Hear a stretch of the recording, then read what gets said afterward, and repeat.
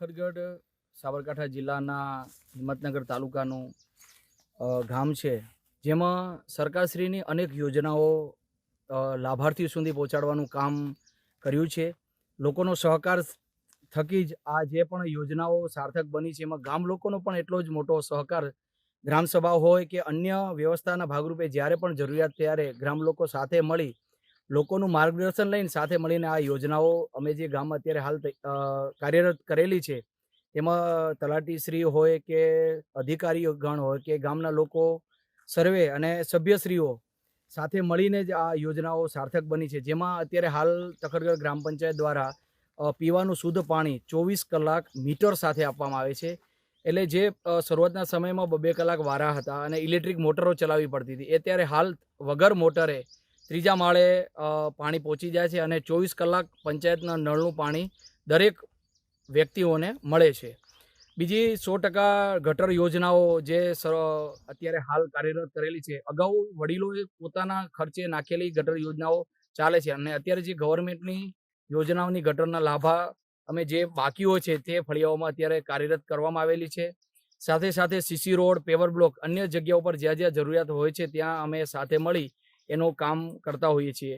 ગામમાં ઇલેક્ટ્રિસિટી માટે કે ભાઈ અત્યારે પોતે જાતે જ કાર્યરત કરે સિટી અને પોતે જ ઉપયોગ કરે, એના માટે જે ગવર્મેન્ટની યોજના સોલાર રૂફટોપ, તો સાથે મળીને ગામ લોકોએ સહકારથી જ આખા ગામમાં અત્યારે હાલ 70% જેટલું કામ પૂર્ણ થઈ ગયું છે અને અમે સાથે મળીને 100% પૂર્ણ તરફ અમે અત્યારે આગળ વધી રહ્યા છીએ.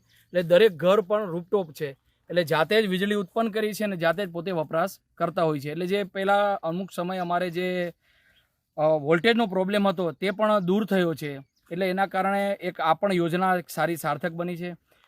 પંચાયતના જે પડતર રહેલા જે પડતર જમીન હતી, જે ખરાબો પડ્યા હતા, એ જગ્યા ઉપર ગુજરાત સરકાર અને કેન્દ્ર સરકારની યોજના આવી છે, જે ગુજરાત સરકારે એમનું નામ હરિત વસુંધરા આપ્યું છે.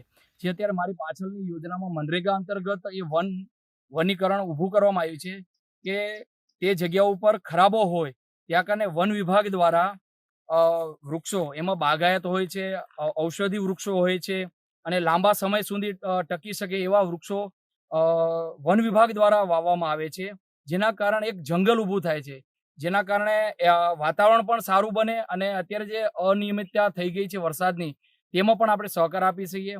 વચના સમયમાં આપણે જોયું કે કોરોના સમયમાં ઓક્સિજનનો જે તકલીફો પડી, તેને સામે આપણે સૌ લોકોએ જાગૃત બનાવવા માટે આ યોજના સરકાર દ્વારા બનાવવામાં આવી છે અને એનો ઇમ્પ્લિમેન્ટ અને ગામ લોકોએ સામેથી જ જે દબાણો હતા સામેથી દૂર કરી અને લોકોએ સહકાર આપ્યો છે અને એમાં અત્યારે બાગાયત અને એમાં જે પણ આવક થશે એ સ્થાનિક પંચાયતને મળશે અને 3 વર્ષ માટે એ વન વિભાગ એમાં ઉછેર કરશે, મોટા કરી ટોટલી સંપૂર્ણ જવાબદારી એ લોકોની હોય છે. પાણીની વ્યવસ્થાથી માંડી અને ફેન્સિંગ તાર અને વરસાદી પાણીનો સંગ્રહ, એટલે અત્યારે કેવું છે કે પંચાયત 24 કલાક પાણી આપે છે, તો એના કારણે જે અંડરગ્રાઉન્ડ ટાંકા હતા એ બંધ હતા, એને અમે સરફેસ કરવા માટે ગામ લોકોને સૂચન કર્યું કે વરસાદી પાણીનો સંગ્રહ થાય અને એ પીવા માટે ઉપયોગ થાય. એટલે હેડ હોસ્ટિંગ જે અત્યારે જે ચાલે છે એ યોજના પણ અમારા ગામના લોકોએ અપનાવી છે. જે બંધ પડેલા જે ટાંકા હતા તેમાં વરસાદી પાણી સંગ્રહ કરે છે અને એ જ ઉપયોગમાં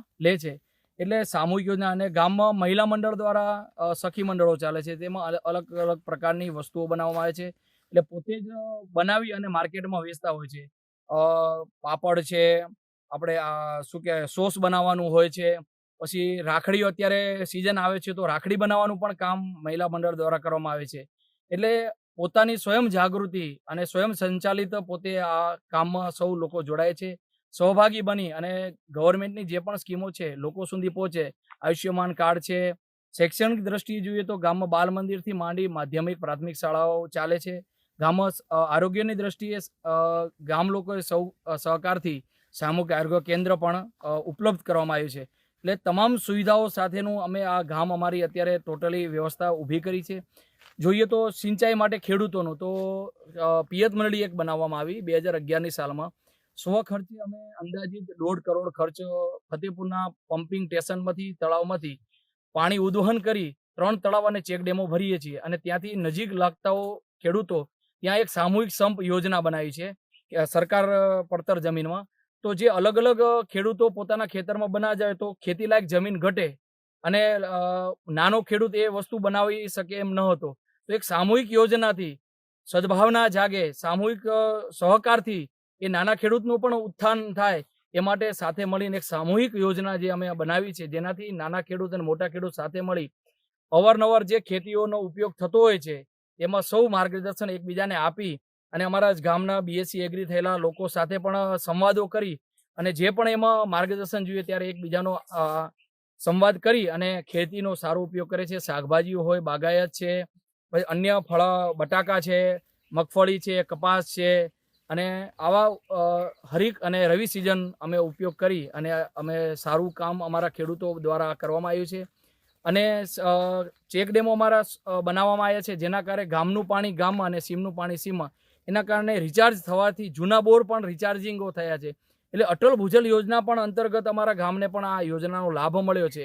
અને જે ડેમો બનાવવામાં આવ્યા છે તેમાં પાણી સંગ્રહ થાય છે અને આજુબાજુ વિસ્તારોમાં પણ એ પાણીના સોર્સ ઊંચા આવ્યા છે, એટલે તળ પણ ઊંચા આવ્યા છે.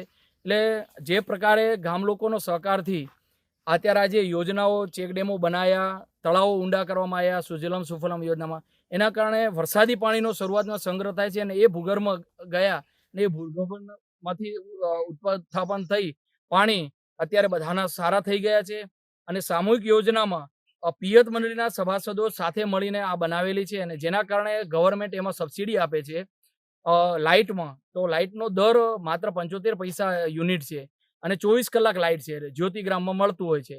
એટલા માટે ખરેખર મારે ખેડૂતોને નમ્ર વિનંતી છે કે આ યોજનામાં પિયત મંડળી બનાવી લોકોને સહકાર સાથે લઈ ખેડૂતો જો આ યોજના દરેક અમલીકરણ કરવામાં આવે તો સરકારનો પણ સાથ મળશે, તમારો સહકાર થશે તો તમારા પણ ગામનું ઉત્થાન થશે. અને જે પ્રકારે આપણે આપણી રાષ્ટ્રભાવના સાથે આપણે જોડાયેલા છીએ કે ગામથી જિલ્લા અને તાલુકાથી રાજ્ય અને રાજ્યથી રાષ્ટ્ર સુધી જે વસુંધૈવ કુટુંબની ભાવના છે એ સાથે મળીને આપણે રાષ્ટ્રને સર્વોપરી બનાવીએ અને અખંડ ભારત તરફ આપણે આગળ વધીશું તો સૌનો સહકાર સાથે આ શક્ય બનશે.